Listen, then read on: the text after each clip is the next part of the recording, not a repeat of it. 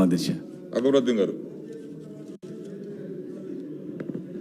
मोहतरम स्पीकर साहब, मैं जो मसला इस ज़ीरो आवर में उठा रहा हूँ ये कोई मसला नहीं है सर, बल्कि ये एक ऐलान है जिसका इस ऐवान में चीफ मिनिस्टर साहब ने किया था.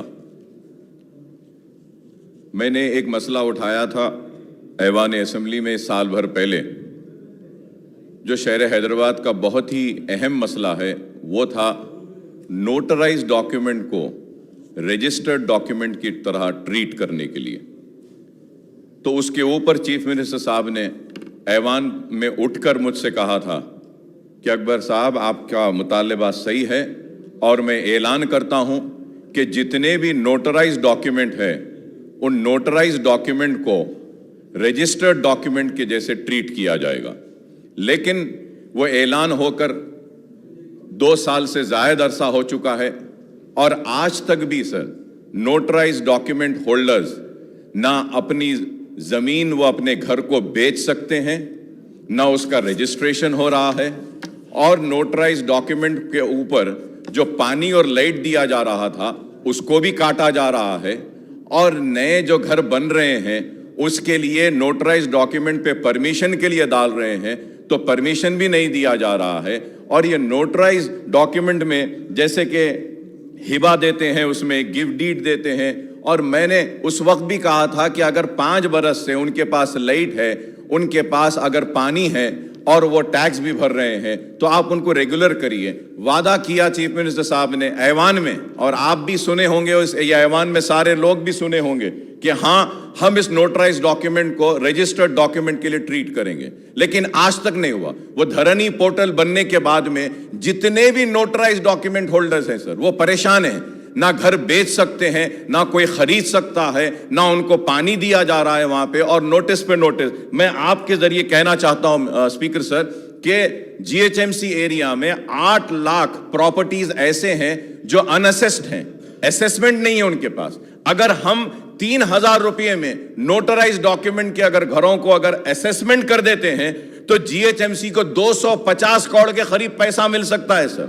और रजिस्ट्रेशन की भी पैसे मिलेंगे. और उसके बाद अगर आप उनको टैक्स, प्रॉपर्टी टैक्स ले लेंगे तो 800-900 करोड़ रुपए आपको प्रॉपर्टी टैक्स से भी आ सकते हैं. ये नोटराइज डॉक्यूमेंट को रजिस्टर्ड डॉक्यूमेंट अगर आप ट्रीट करेंगे उससे आपको रेवेन्यू भी आएगा.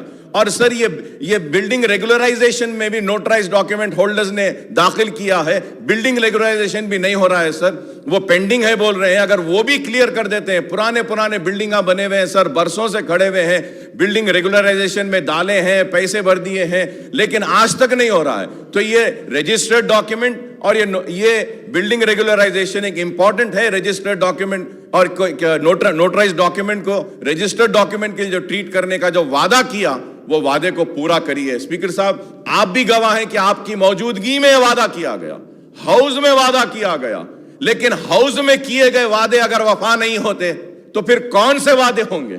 फिर इस हाउस की अहमियत क्या रहेगी? हमारी डिग्निटी क्या रहेगी इस हाउस की?